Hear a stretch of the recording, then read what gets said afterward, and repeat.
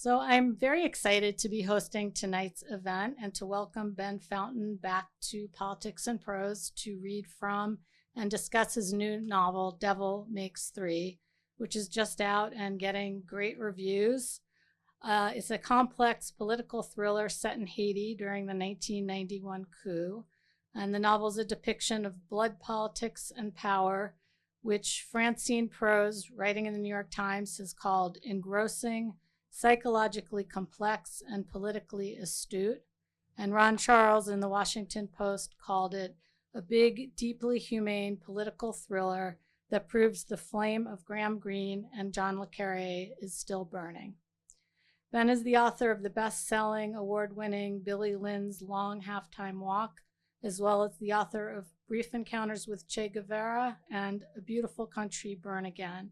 His work has received the National Book Critics Circle Award for Fiction, the Penn Hemingway Award, the LA Times Book Prize for Fiction, and a Whiting Writers Award.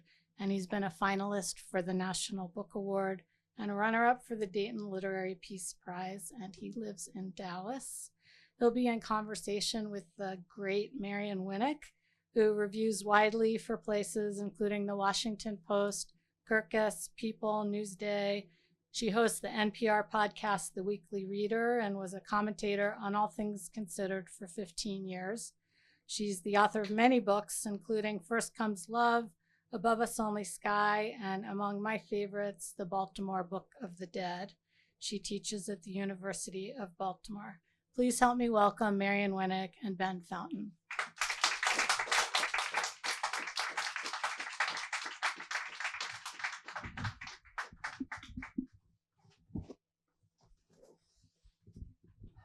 Hi.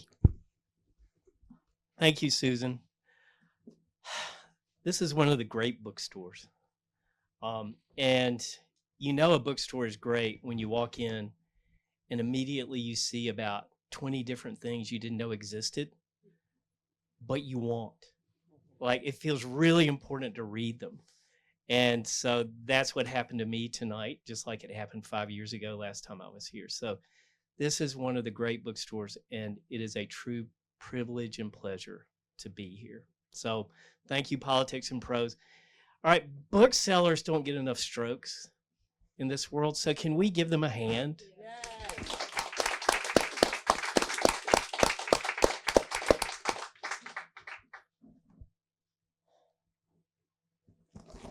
Devil Makes Three is set in Haiti.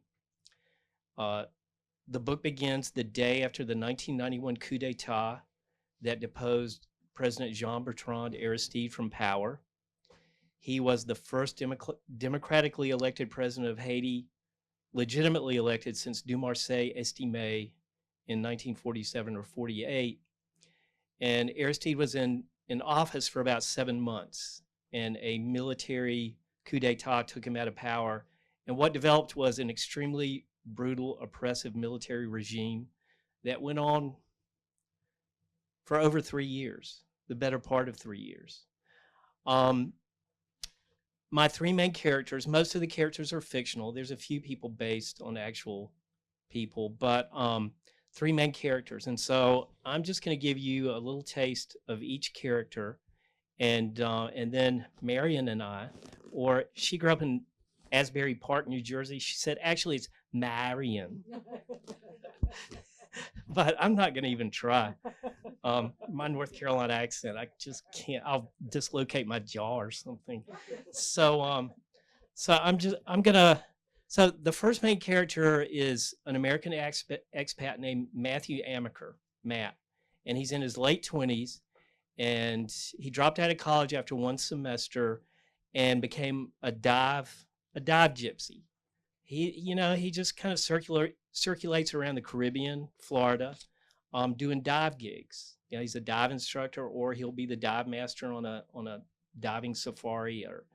But he meets a Haitian fellow. They become friends, and the Haitian fellow, his name is Alix. He says, "Look, Haiti is embarking on this great national renaissance. We have democracy now. We're opening up to the world, and tourists are going to start coming to Haiti.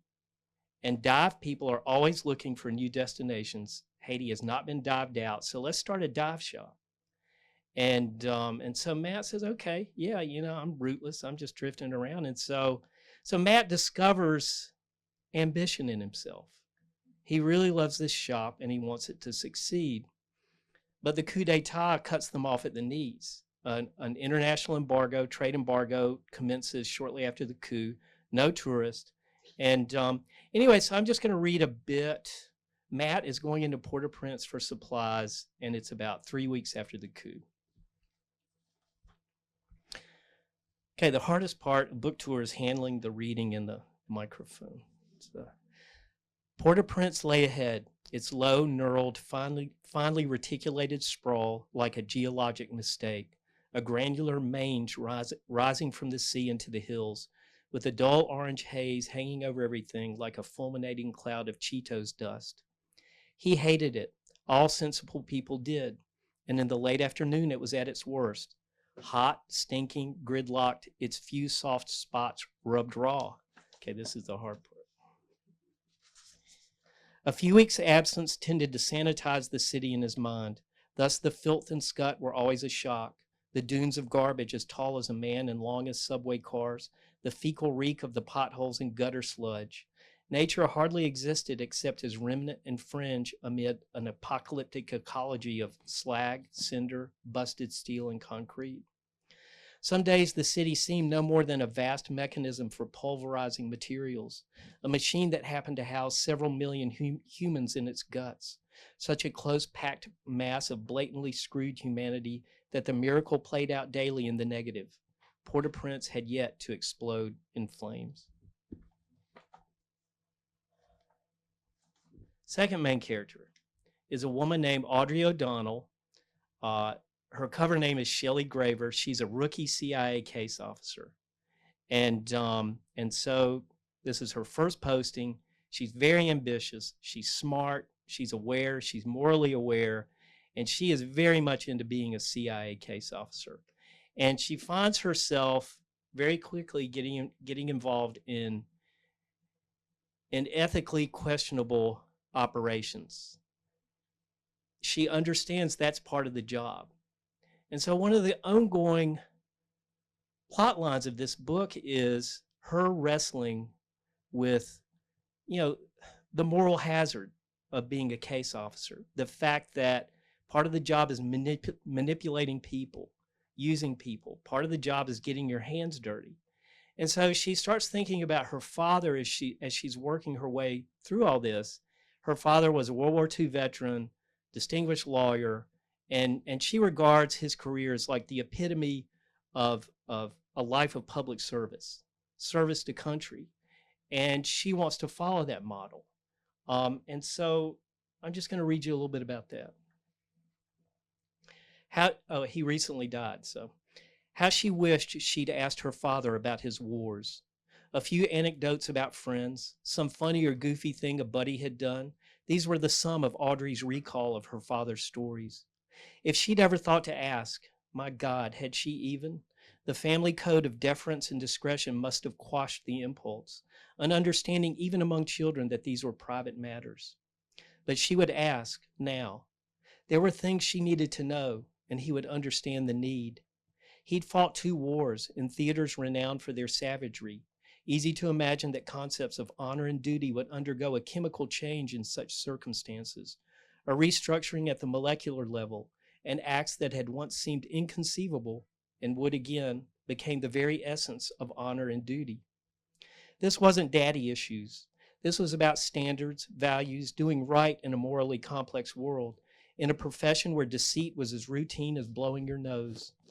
Deceit in the service of high purpose. Surely there was honor in that, and in the absence of divinish sanction, you could look to authorization from the chain of command.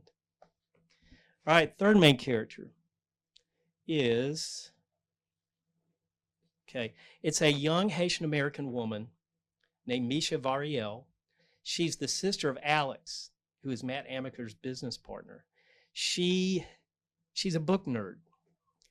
I love her. She went to college at age 16. She graduated at 19. She's working on her PhD at Brown University. doing her dissertation on the literature of the Black Atlantic. And she goes back to Haiti to deal with a family situation and ends up staying.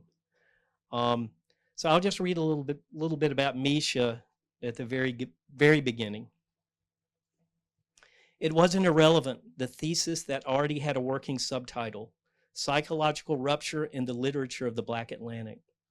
The coup d'etat had unfolded as a kind of twisted affirmation of her still gestating dissertation, liminal people insisting on their humanity and dying for it. 1,000 dead, 3,000, 200, the numbers were all over the place.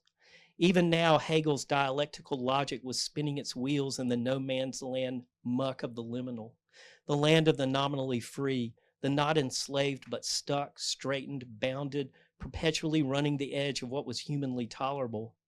Once again, Haiti was instructing the world, pushing ahead of the historical curve, and it was paying the price in blood and grief. Why take to the streets if you were already free? As you'd been told every day of your life you were, forget your slack stomach and aching back, your weary mind. Whatever else might be said or alleged of him, Aristide gave voice to, made visible, the contradiction in the lived experience of the country. Tout monde c'est monde. Every person is a person. This was the transformative point of rupture, the predicate for a revolution whose so-called radical polity included a minimum wage of $5 a day. All right, let's talk. Thank you for the reading. I was familiarizing myself with the very amazing arc of your career. Maybe not everyone realizes that Ben's fiction debut was when he was 48 years old. He had quit an ascendant law career. I'm going to read from an article I read about his biography that was written back in 2008, which is when Malcolm Gladwell proclaimed him a genius in the New Yorker because of his incredible late bloomer status. But I love the way Haiti is buried in this description. His career arc: 1, quit ascendant law career. 2, write for 6 or 7 hours every day for 12 years, publishing an occasional story in literary magazine until you land a story in Harper's. 3, during that stretch, travel to Haiti a couple dozen times because you want to write about the country. 4, spend 4 years on a novel that doesn't get published. 5, consider getting an MBA, decide against. 6, 2 years later, embark on writing 7 more stories of grace, beauty, and devastation that will be collected in your debut book, The Brief Encounters of Che Guevara, 18 years after you started. So that already is another 18 years ago now. And since then has been Billy Lynn's Long Halftime Walk, and which we'll talk about a little bit about later.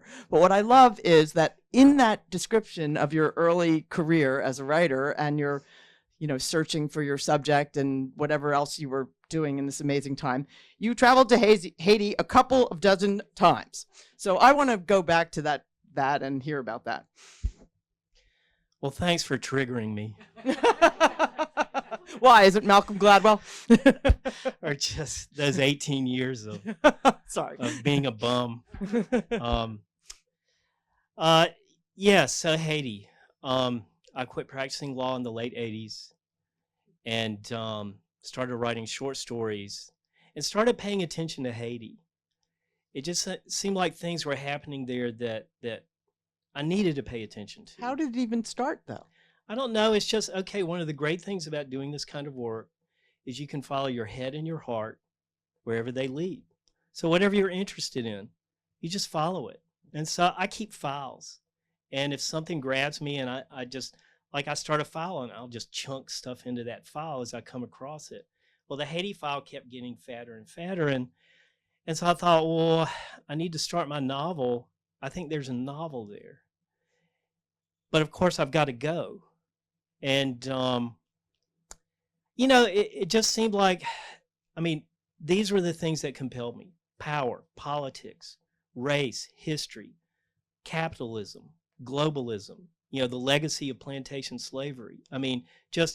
Haiti was ground zero for all that, and continues to be ground zero. Mm-hmm. All of these things are playing out in this very intense way.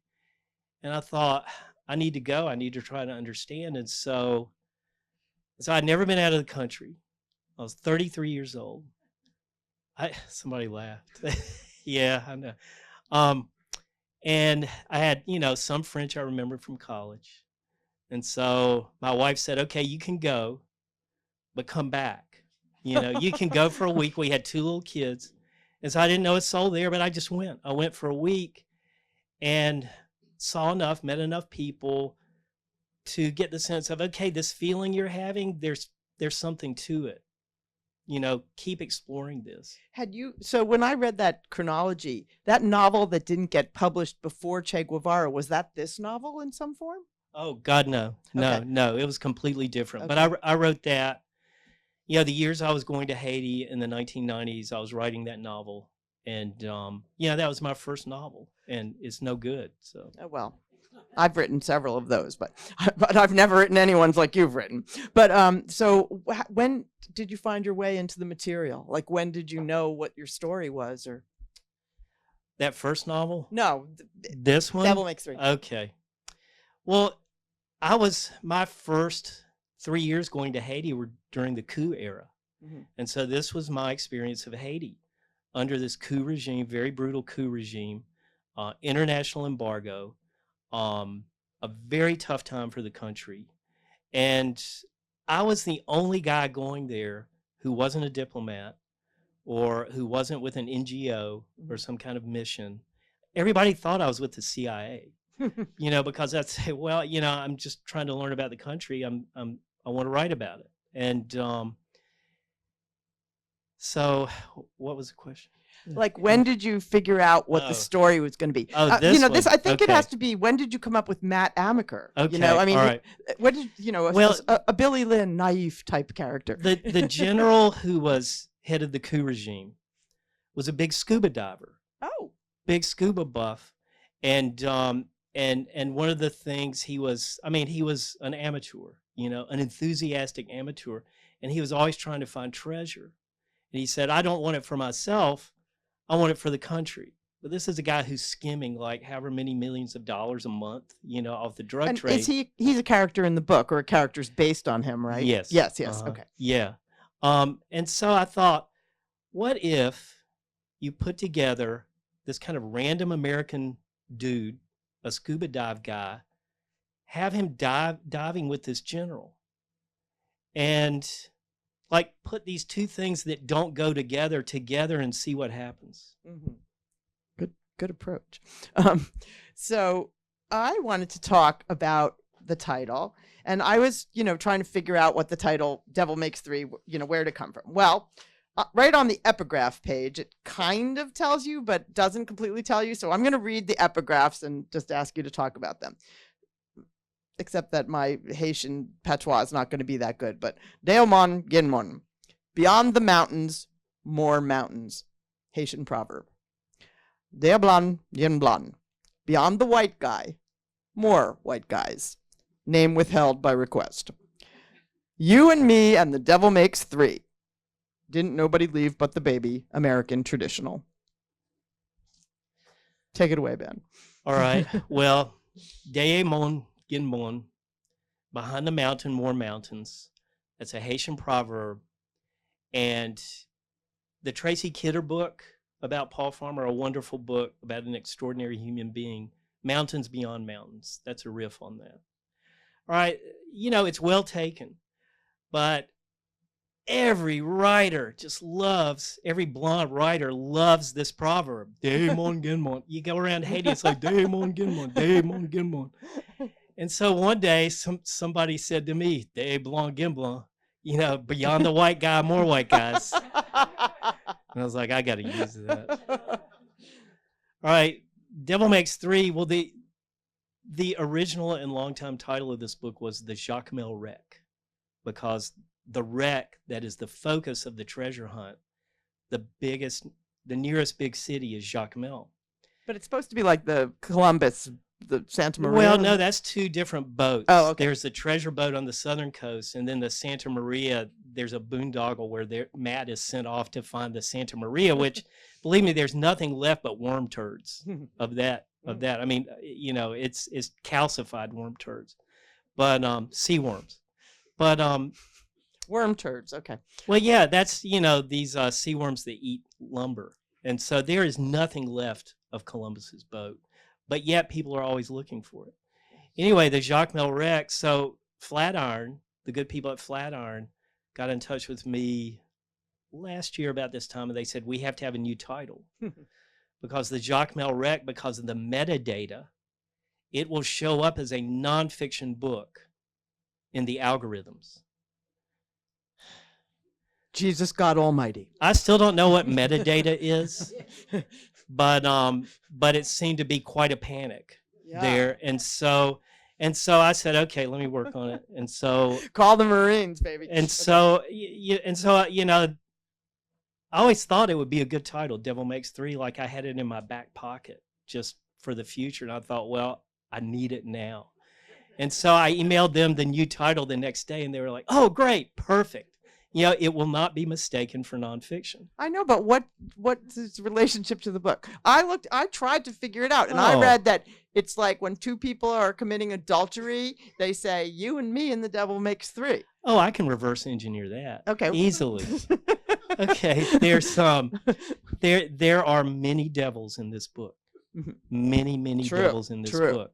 And so I will leave it to the reader to identify who those are. Well, who are the two? You and me. It could be anybody. These authors, they're such a pain in the ass. Okay, I'm going to ask another one of these type of questions. On the very last page of the book, it says that the book is in memory of Gessner Pierre, 1943 to 2004, and Gary Lee Downey, 1947 to 2014. And I wanted to ask who those people are. Gessner was the very first person I met in Haiti. The only thing I knew to Haiti when I got there was to go to the Olafson Hotel, which is this funky old gingerbread mansion. It's the model for the Trianon Hotel in Graham Greene's Comedians. And there is this gorgeous melancholy beauty about it, this fading splendor. And that's where it happens. I mean, that's where all the grifters and writers and, other lowlifes hang out. And so I said, take me to the Olafson. So the cab takes me there. I walk up the stairs and I see this guy and he says, you need a guide. And I said, you're damn right I do. And that was Gessner. And so he was my guide and fixer. And we became good friends. And he died in 2004. But, I'm still very close to his family. Gary was an American expat. He was with Save the Children. And I'm at the Olafson Hotel. I'd just gotten there. This was a subsequent trip. Somebody asked me where I'm from. I said, I'm from Dallas, Texas. And I hear this voice behind me say, Dallas, Texas, what the hell are you doing in Haiti? And he had spent his career in corporate America. He was with Wausau Insurance. And finally one day he had it and he joined the Peace Corps. And they sent him to Haiti. And he went with Save the Children, and he married a Haitian woman, and he lived the expat life. And he was my guide, we became very close, and I'm still close with his family. Oh, I'm glad I asked. So I want to read a paragraph from the New York Times review by Francine Prose. Questions of representation and appropriation will likely alert us to the presence of an elephant in the room. Can Ben Fountain, who is white, write from the point of view of a young, Black Haitian woman? A corollary question might be, how can Fountain, a male writer, put such a wide range of complex, intelligent, nuanced, and competent female characters, Black and white, into one novel? Well, I think the way the question's phrased gives her answer to it, which I'll read you in a minute, but I wanted to know what your answer is. My answer is complex. It's not short and it's not glib. And so bear with me. I'm going to try to do this as succinctly as possible. All right. Writers have been writing across gender, ideology, class, nationality, time for millennia. I mean, a historical novel is writing across time. And I think that's an honorable endeavor. And great things can be accomplished with diligence and research and doing the work. But when you're talking about Europeans coming to the New World, and you're talking about genocide of indigenous people, I mean, multiple genocide. And when you're talking about Europeans taking close to 13 million Africans from their homeland to the New World to be held in bondage, often under the most inhumane conditions imaginable, I'm not satisfied with that, with the normal rationale of by doing your work, it's okay. You can earn the right. I'm not sure. I think we're talking about a difference of scale and just a moral difference. And so I really question whether somebody like myself has the right to undertake a book like this or write characters like this. And I wrestled with it for 10 years. I mean, it must be a powerful thing in me to write this book because I went ahead and wrote it. Mm-hmm. Here's further thinking, and that is, what the hell else would I write about? I mean, to me, this, if not the most important thing, one of the most important things, one of the most important dynamics in our world, in our collective life, and in our individual lives. I can't not write about it. And I can't not write about it without trying to go as deeply as I can. All right, here's another thing I was thinking about, and that is, I mean, I was in Haiti in those coup years. I was there. And I saw it, I heard what I heard. So what if somebody like me, a WASP, went to the Warsaw Ghetto in 1943 and experienced what was going on there, and then came out and said, I can't write about this. I'm a WASP. These are Polish Jewish people being persecuted. Now, I would consider that a gross dereliction of duty. So that's another way I think about it. It's also, I mean, it must have been kind of heartbreaking that the United States was so much on the wrong side of it.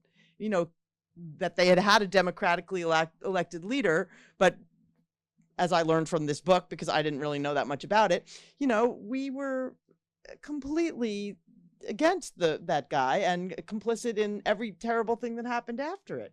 And you were there in the middle of that. And maybe, I don't know, maybe in some way it's important for an American to speak out against these kind of terrible things that our country does. Well, I couldn't not do it. And while it was unfolding, we didn't really know. I mean, if you look at the Central American Wars of the 1980s, there's a lot documented about that. Yeah. Thanks to all the hearings. I mean, there's more there that hasn't come out. But so you just extrapolate, the mid to late 80s in Central America. Of course, we were doing the same thing in Haiti. It just hadn't. It was there. The dynamic was there, and all evidence was we were. Our official policy was restore democracy, bring back Aristide. The backdoor policy, which was the dominant policy, was, this guy's never coming back. So frustrating, it was. Well, I think you've put a lot of that into the character of Audrey. This character, Audrey, the female CIA agent, is quite a trip. I wanted to read a little part of her thoughts. She's, you don't hate her or anything. She's a very nuanced character, and she really loves the Haitian culture. She gets involved with voodoo. She has a big affair with this older man doctor who's married, but, well, it still is just kind of a fun affair. Anyway, she says, Audrey says, she was gradually learning to think about the moral hazards. You took the hard stuff on yourself so others wouldn't have to. That was part of it. Service, sacrifice. She understood those words now. Some of it gutted you, no question. Murder, mayhem, rape, drugs. course, she didn't wish those things for Haiti. She loved Haiti. But what others might consider moral compromise was actually, in her case, a difference of perspective. Tell us about Audrey. Yeah, I mean, the difference of perspective is what's your time frame? All right.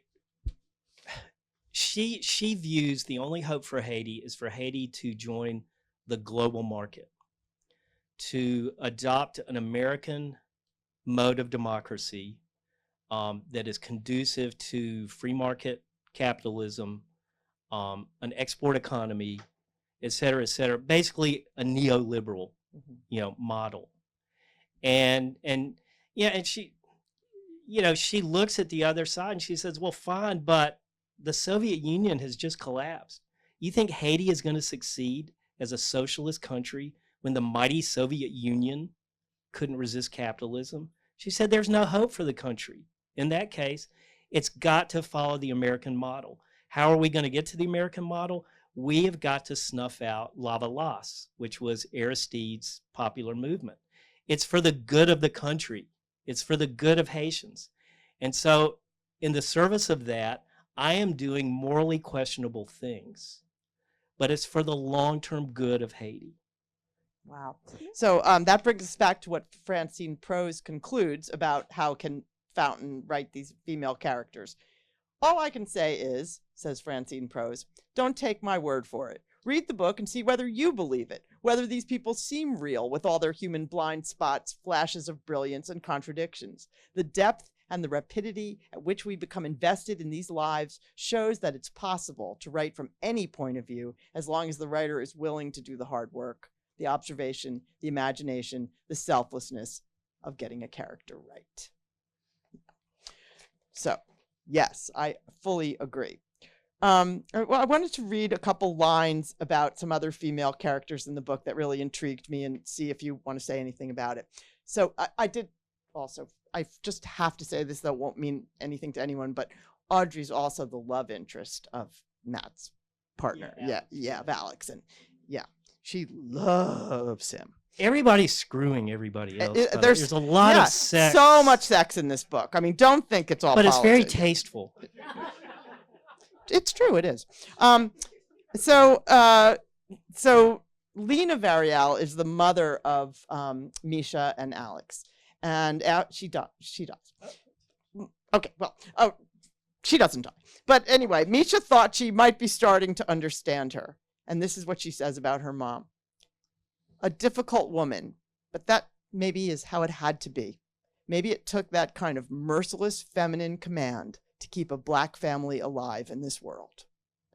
Okay, that sentence really struck me as like the bravery of being like, to be, I don't know, I think it's really brave for a white man to write that sentence. And it struck me as 100% true. Well, we need to exercise our imagination. After I'd practiced law a few years, I understood my dad a lot better. Even though he wasn't a lawyer, his dad was a lawyer, he was an educator. But the battles he fought just every day going into the office and dealing with what a person has to deal with in his professional life. So I quit practicing law after 5 years. I became a house husband, staying at home, cooking dinner, doing laundry, running after the kids. After a few years of that, I understood my mother a lot better. And it's my life. It's my life experience. It's hard keeping a family together. It's hard being a woman in this world. It's got to be super hard being a man, being a woman in this world, Yeah, North Dallas. Yeah, they all. Yeah. But then think about how much harder for a woman of color with all the things that are stacked against her. To me, it's self-evident. Well, right on. Okay, so here's another great line about a character named Sonia. She was tired around the eyes, but in her Calvin Klein jeans and chic white blouse, she seemed the classiest thing since the straight line. You don't have to say anything, but it is a great line. Thanks. The classiest thing since the straight line. Okay, let's just, I know I can't keep doing this forever, but a little longer. So I noticed that Ron Charles said in his review in the Post that he felt that you had written some of the most intense scenes of suffering that he's ever read. And I assume that he was referring to the scenes in the hospital where Misha works. And I wondered what those were based on and how you. I remembered some really giant testicles, actually. Yeah. Well, you know, Misha made me work. I thought she was going to be around for the Christmas holidays, and then she was going back to Brown. And she decided to stick around. And then she decides, I need to do something real in the world. I'm going to go work at this hospital, even though I don't know anything. So what am I good for? Bedpans and body fluids, you know, and it terrifies her. She's like, I don't want to do this. And yet I'm going to do it. And so she goes and works in the LaRoque hospital and sees what she sees and does what she does. And I mean, I had to work. So I mean, did you actually volunteer in the hospital? No, but I've been hanging around hospitals, and my best friend is an ophthalmologist, best Haitian friend. And so I've been hanging around hospitals, clinics, and medical care in general in Haiti for 30 years. And then, you know, of course, there's specific research I did where it was my mission to go certain places. But, you know, it's a rough world. I mean, a hospital in Haiti is a tough place. And but I had to follow her in there. Yeah, you really made us feel that. That's for sure. So I guess I'll ask one last question, and then I will see if the audience has questions. So be thinking of your question and remember that you have to walk up to that microphone to ask it.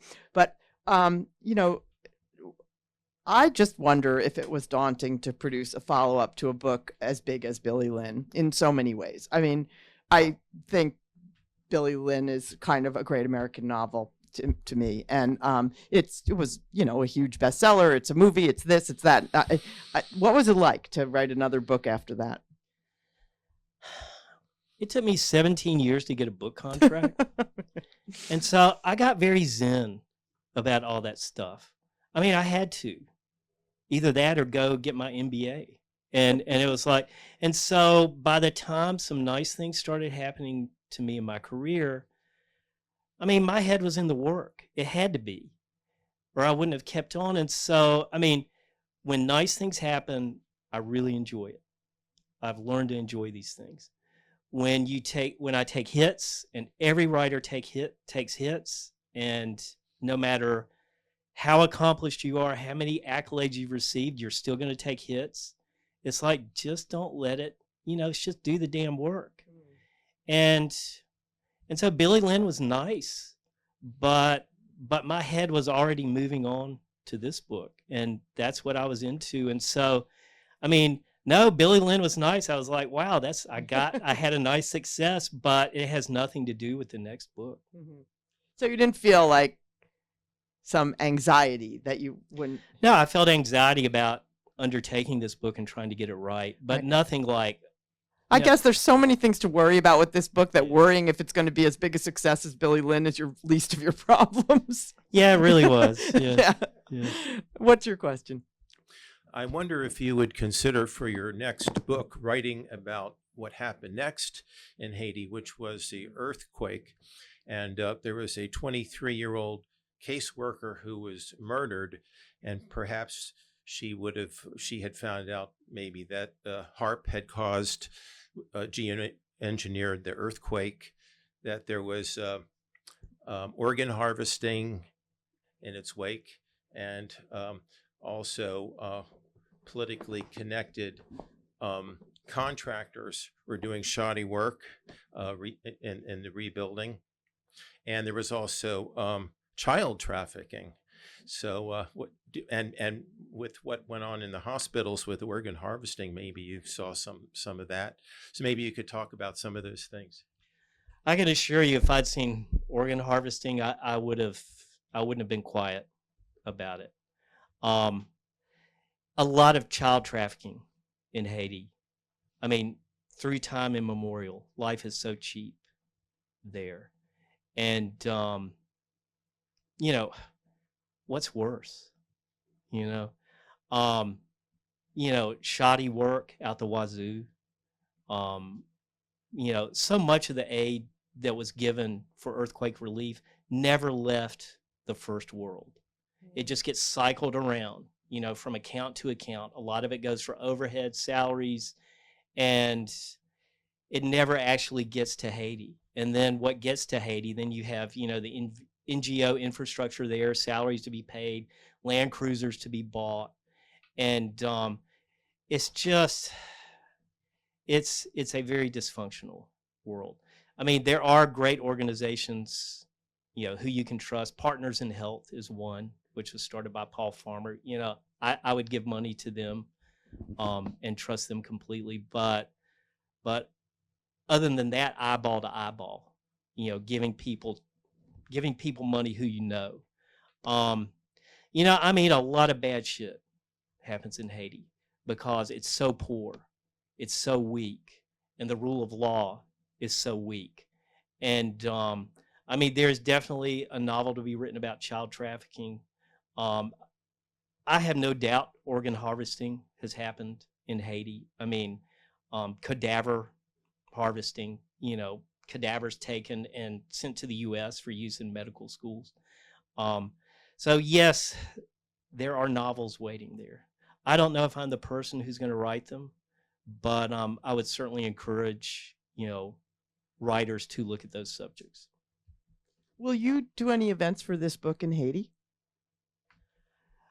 I mean, I can't go to Haiti right now. Why? Well, there is such insecurity there. It is Mad Max. Oh yeah. There right now. And I mean, my friends, whenever I float the idea, they say you will be crazy to come. You won't make it from the airport to the hotel. Wow. Okay. Don't go. A question. I'm honored to be here in Petra. Went to GW, went and lived in France, kind of up in arms against a little bit of the U.S. foreign policy. My dad was a foreign policy expert, Sino-Soviet studies. And I got a call from a man named Father Joseph, who runs the Fonkosi Microcredit Bank, which is an honorable institution in Haiti. And he runs also a beloved network of convents where the sisters are educated to heal, teach, farm. He gave me a call. I've been living in France for 30 years, and he asked if I'd work for him. And I'm going to Haiti on the 19th of October. I flew back from France 2 weeks ago, and a friend of mine, a Jamaican friend, died, and her sister offered me the apartment in Van Dorn, and I've got a Haiti office in the basement. Nobody's there yet. And before I left France, I went to La Rochelle. I speak French. I'm also French now, 30 years.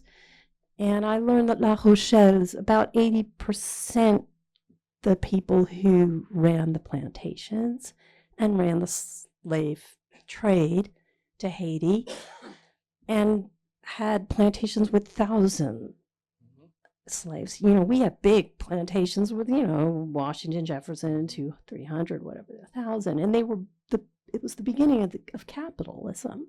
Mm-hmm. I found out this fascinating history that they were required to become Catholic, required to baptize their children. If a white man got a black woman pregnant, she was free. And the child was, well, according to Louis XIV's laws, it didn't really happen, but that was the law, and Louis XIV, he was Catholic, and sort of, right? Anyway. What's your question? The question is, can we go all the way back to 1804 when they fought off Napoleon's army with machetes? Some of these people were sons of kings. They were warrior knights, unfortunately taken into slavery, but rebelled. Can we go all the way back and then somehow tie this together? The melding of people that was created by this European slave trade, and now this is our society today, and we still are dealing with some kind of legacy. Can we go back to when they were the heroes? I'm about to go there, and how Careful. FJN, Father Joseph Network USA out of DC. Okay. Help. Yes, I have two answers for you. Okay, first, your immediate situation. What kind of security is going to be in place for you? I mean, to begin with, when they pick you up at the airport. Voodoo. No. I mean, that's not going to do it for you. I mean, there are gangs. They have staked out territory on the airport road. You have got to have, I'm talking to you very frankly, you need a security detail, or you need the father to, I don't know, I really don't think you should go, unless you have an armed guard and a bulletproof car. I mean, it is really tough there now. Okay, that's my answer to your immediate situation, and I think what you're contemplating is honorable, and Foncose, as far as I can tell, is a great organization or a good organization, but you can't do them any good if you're kidnapped. And believe me, you will be a target with your white skin and your blonde hair. They will, I mean, so I really hope you'll reconsider, delaying your arrival in Haiti. I mean, there is a UN security mission that's contemplated. I'm not sure how effective they're going to be, but I mean, for your own safety, really, please consider. Can we go back to 1804? Well, no, but what we can keep in mind is what the self-liberating enslaved people of Haiti did was they said no to the global system. They said no to the role that was being imposed on them by global capitalism, the racialized plantation slavery. They said, no, we refuse. We are going to live our lives as human beings and not economic units. And that was a very powerful thing to do in the world, especially for people of color who were enslaved. And Haiti has paid the price ever since. I mean, it is a very dangerous no to be presented to the system. And so the system ever since has been attacking Haiti one way or another. And so I think it was a glorious moment in human history. And Haitians are justifiably proud of their history. They're very aware of their history. And I think we should be more aware of it. So can we go back to 1804? I mean, the world has spun a few times since then, but we can certainly... We can't even go back to 2004. Yeah, yeah. But so that's my answer to your very, very well put question. But please, think hard about what you're about to do. I think we have one more question. Good evening. Thank you. Two very quick questions. First, following up on the question about book events, are you looking into doing any events with bookshops or universities in Haiti over Zoom? And second question, can you recommend any Haitian novels that cover the early 90s? Yeah. Great question. Okay. One of the things that's going on in this novel, I can't help myself. It's basically a syllabus. It's I mean, to me, it's a natural thing. We read books, right? And how come when you're reading those stories in the New Yorker, nobody ever talks about what books they're reading? I mean, people who read the New Yorker talk about the books they're reading all the time.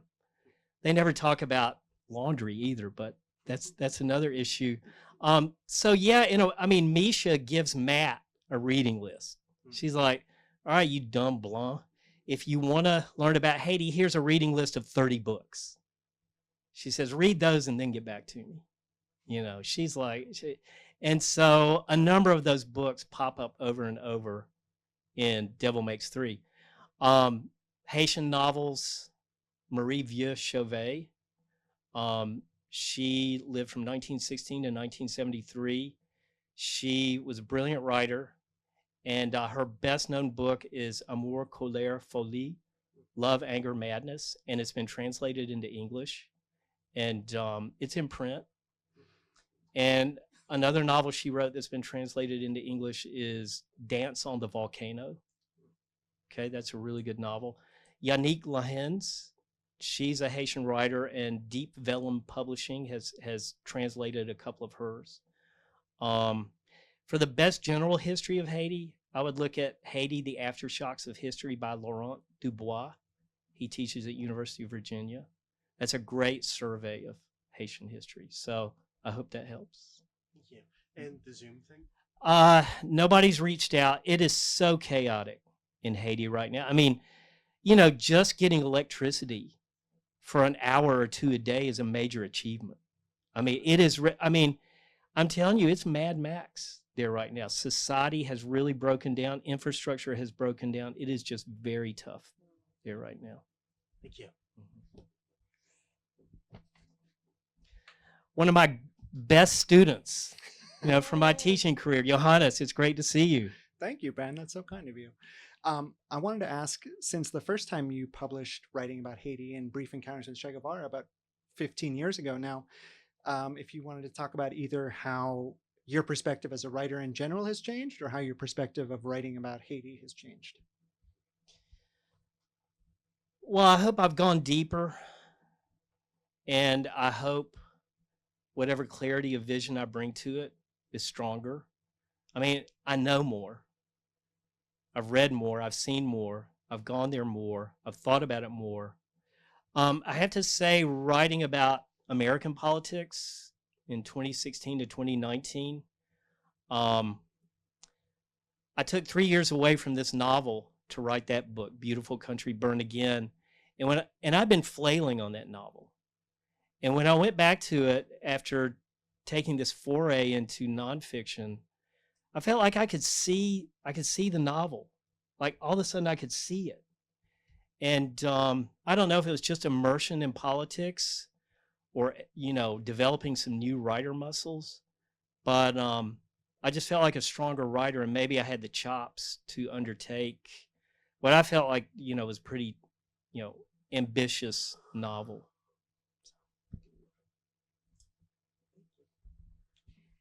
I think this is our last question. Pardon me? Oh, wait. We can do two more. Yep, we can.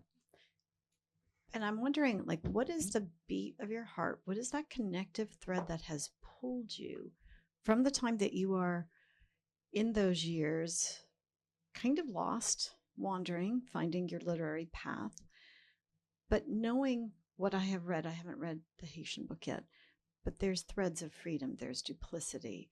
You find a way with honesty and authenticity. And, my Marine son who thought you're the only one that got it right with Billy Lynn. What's that connective thread that has pulled you through all of the writing that you do? Because I think there are themes that you care about so deeply, they resonate through all of your writing. Maybe justice, fairness, like equality of, your humanity is just as precious as my humanity.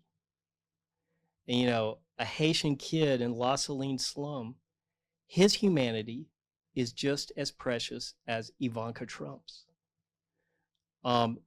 Recognizing this fundamental, revelatory, truth, and it is a truth, maybe that's what's driving me. And so all the things that should flow from that revelation, it's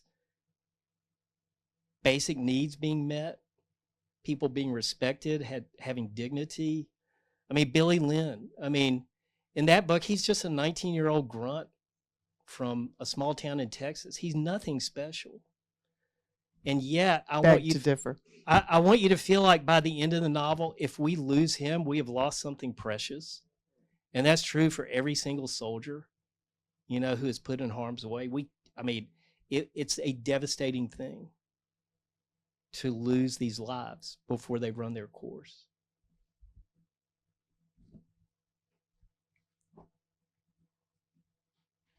If this is the same question a different way, just mention it.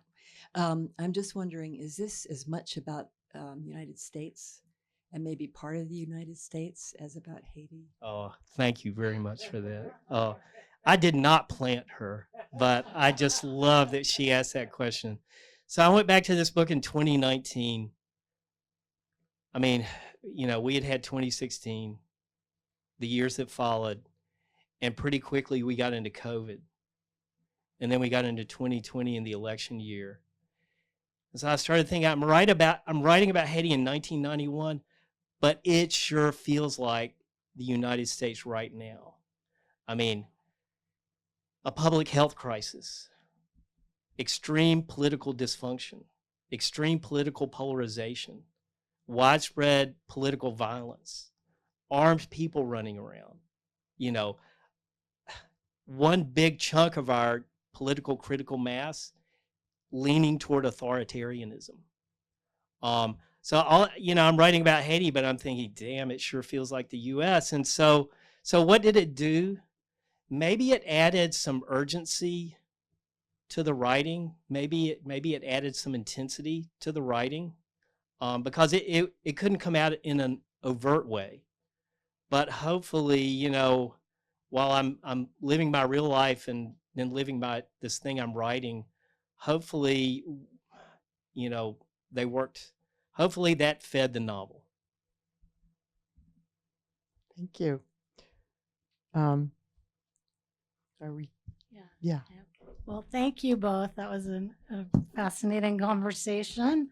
And we have books behind the register. And if you don't mind just helping by folding your chairs, and we'll form a line right here. So thank you both.